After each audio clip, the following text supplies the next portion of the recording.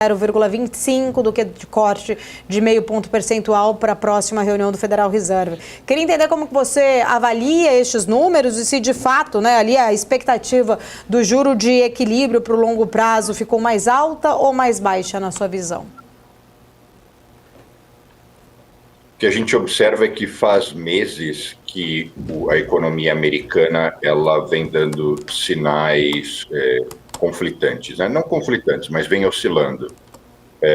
Se a gente pegar especialmente os últimos 12 meses, a gente teve sequência de 2 meses de queda, aí um mês de aquecimento em todos os índices.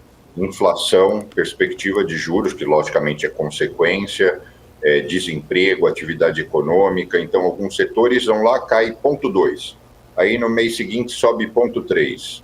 Então, a gente... Mas ainda assim, quando você traça uma trajetória, a gente vê a economia, de fato, desacelerando, a inflação cedendo e todos os índices convergendo para o que é necessário, ou o desejo, né, para o objetivo.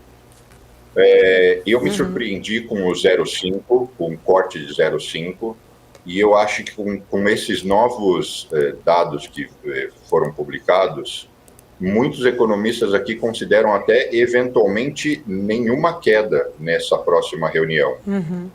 Ainda é cedo para dizer, algumas coisas ainda vão acontecer até a reunião do Comitê de Política Econômica daqui, mas o resumo da história é que isso mostra que a economia americana está muito resiliente, muito forte, muito mais do que qualquer um poderia imaginar.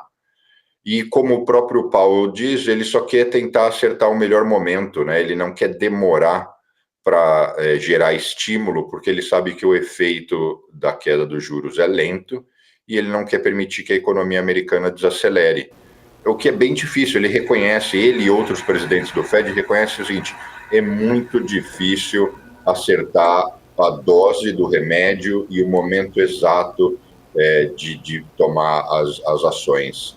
É um cenário que a gente vai ter que aguardar para ir ver como ele se desenha. Bruno, quero trazer aqui para a nossa conversa outro economista, Vandique Silveira, que também está chegando na nossa programação agora. Sempre bem-vindo, Vandique. Bom dia para você, boa semana. Bom dia, Paula. Bom dia, Bruno. Prazer estar aqui com vocês e todo mundo que nos assiste. Obrigada, Vandique. Aproveitando, né, essa conversa aqui com o Bruno, queria entender um pouco também da tua leitura, né, expectativa ali, de fato, sobre esse juro de equilíbrio para o longo prazo. Na sua opinião, está mais para alta, mais para baixa? Como que você vê o cenário da economia americana? Paula, eu sempre digo que a gente não deve nunca apostar contra os Estados Unidos, e tenho dito há muito tempo. A minha perspectiva, os números que eu tenho visto, é que a inflação ela está sob controle, mas ela vive na latência. Uma vez que o mercado de trabalho está super apertado, a gente viu os números da semana passada, que apesar de muito benéficos para a população americana, não são benéficos para a questão de inflação e para esse pouso suave. Então isso significa o seguinte: vigilância constante por parte do Fed, e eu não vejo condições de cortes muito acentuados. Para mim, o juro de equilíbrio nos Estados Unidos roda em torno de 4%, talvez 4,2%, talvez 3,8%, mas não é menor do que isso. E isso significa o seguinte, que nós vamos ter que conviver por muito tempo com essa pressão do mercado de trabalho americano, tá? E essa pressão do mercado de trabalho, ela se transfere de novo para o quê? Para potencial inflacionário. Então, a perspectiva de juro de longo prazo, um juro de equilíbrio, é em torno de 4%. Esse é um juro muito alto de equilíbrio para o longo prazo na economia americana, mas é o que tem para hoje. Inclusive, Bruno, voltando aqui com vocês dois, né? Até porque a gente começou vendo ali a temporada de resultados dos bancos na sexta-feira ali nos Estados Unidos. O quanto que, de fato, vocês acreditam ali, o lucro dos bancos, eles podem trazer pistas sobre a economia americana, o balanço aí do setor, né? Que começa trazendo aí alguns números já, poderiam indicar essa situação ali dos consumidores, né? O clima ali, inclusive, de outras empresas de outras companhias. Como que você vê, Bruno, até porque eu li que o CEO o CEO Jamie Dimon, do JP, né? Acho que é do JP, se eu não me engano, falou ali sobre esses desafios econômicos, principalmente citando toda a questão do déficit fiscal, reestruturação comercial, falando um pouco mais sobre os fatores que acabaram influenciando o desempenho aí do setor bancário. Como que você avalia? Bom, antes de mais nada, Vandique, bom dia, é um prazer estar te reencontrando aqui, a última vez foi no estúdio. Bom, em relação a esse dado dos bancos, primeiro o Jamie Dimon é um executivo, logicamente, muito preparado, mas que algumas vezes ele já sentenciou o fim do mundo e o fim do mundo não aconteceu. Ele é um cara que gosta de falar bastante, ele funciona de fato como um porta-voz do banco. Então, eu sempre ouço as declarações dele com um filtro muito grande, muito relevante. É claro que o déficit americano é uma preocupação, mas existem formas dele ser trabalhado. Agora, o que me chama a atenção é que os resultados dos bancos, eles estão, de uma certa forma, descolados do equilíbrio econômico americano. O que eu quero dizer por equilíbrio econômico? A inflação estava alta e no início da pandemia, inflação não tinha e o desemprego explodiu, os bancos ganhando muito dinheiro. Aí depois, inflação disparou e teve falta de mão de obra, bancos ganhando muito dinheiro. O cenário atual, desemprego aumentou e inflação caiu, juros caiu caiu pouco por enquanto, e eles seguem ganhando muito dinheiro. Então, no fundo, eu acho que tem muito mais a ver com uma estrutura de relativa pouca concorrência e relativo monopólio de mercado. Quando eu falo monopólio de mercado, a economia americana é grande e bancos realmente grandes que entregam o tipo de segurança que hoje a sociedade americana procura são poucos. Você conta em uma mão. Então, acabou que eles têm uma reserva de mercado, não diferente do que acontece no Brasil, né? No Brasil, bancos grandes, você tem o quê? Talvez 5.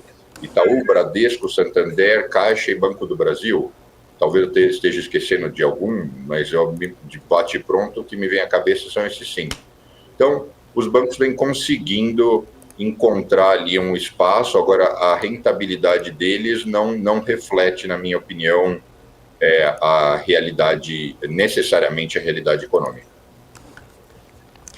Ô Bruno, só para a gente encerrar, queria entender também um pouco da tua leitura, né? Tivemos ali, inclusive vocês, né? O furacão Milton nos últimos dias, há uma grande perspectiva, até mesmo discussão, se deve trazer algum tipo de impacto inflacionário no curto prazo.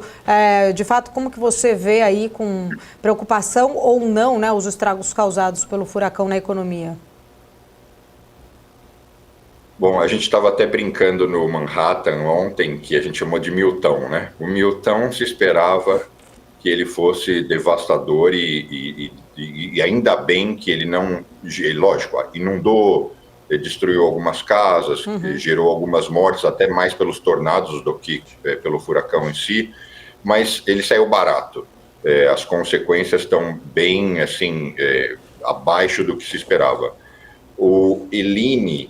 ele sim gerou um número muito maior, foram mais de 200 mortes e muito mais danos. E era um furacão que nem se esperava uma consequência tão grande.